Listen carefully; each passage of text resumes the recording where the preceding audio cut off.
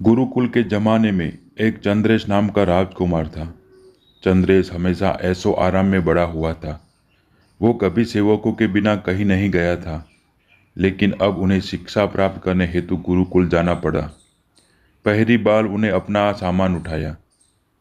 वे ऐसे वातावरण में रखे गए जहां उनके सेवक भी साथ नहीं रह सकते थे, और गुरुकुल में तो इतना सादा भोजन मिलता था कि उनके गले नीचे नहीं उतरता था।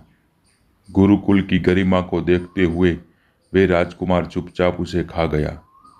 पर राजकुमार के अंदर एक अजीब सी बेचैनी थी जो उन्हें परेशान करती थी। जैसे तैसे एक दिन गुजरा। उन्होंने अपने एक साथी शिष्य से बात की। राजकुमार ने उनसे पूछा, वे कौन हैं, कहाँ से आए हैं और उनकी सिद्धि क्या है। साथी शिष्य ने हंसकर उस राजकुमार को जवाब दिया कि मैं भी एक राजकुमार हूँ, शिक्षा प्राप्त करने यहाँ आया हूँ और यहाँ मेरा अंतिम वर्ष है। मैंने जीवन की कला सीखी है, जीवन कैसे जीना है यहाँ गुरुकुल में मैंने सीखा है।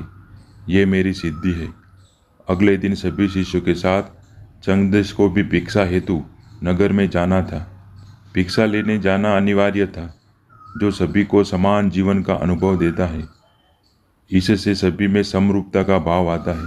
उसके साथ ही विपरीत परिस्थिति में हमें कैसे जीना है, जीने की कला आती है। चंद्रेश को यह सब अजीब लग रहा था। उनके द्वारा जिन लोगों का पालन पोषण किया जाता था, उन्हीं के सामने उन्हें हाथ फैलाना था, उन्हीं के सामने उसे भिक्षा मांगनी थी।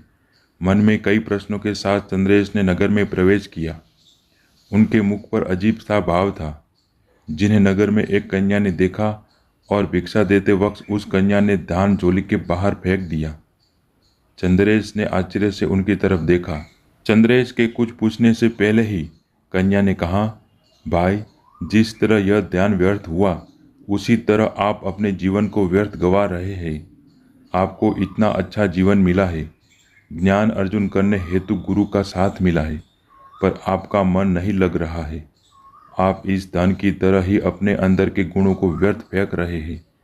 यह सुनकर चंद्रेश की आंखें खुल गई और उन्हें पूरी श्रद्धा के साथ गुरुकुल में प्रवेश किया और शिक्षा प्राप्त की, और सभी परिस्थितियों के सभी के साथ मिलकर शिक्षण प्राप्त किया। इस बदलाव के बाद चंद्रेश को अपने अहम से ऊपर उठकर जीवन का महत्व समझ आया और उन्होंने जल्द ही जीवन का लक्ष्य प्राप्त किया। ये कहानी हमें बहुत कुछ सिखा देती है। जीवन की विपरीत परिस्थितियों से भरा हुआ है। जब तक व्यक्ति अहम से ऊपर उठकर जीवन यापन नहीं करता, तब तक यह अशांत और निस्सहाय होता है।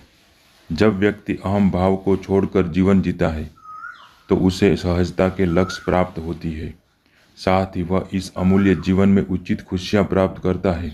ऐसी ही प्रेरणादायक और मोटिवेशन कहानी सुनने के लिए इस चैनल को सब्सक्राइब करना न भूलें। धन्यवाद।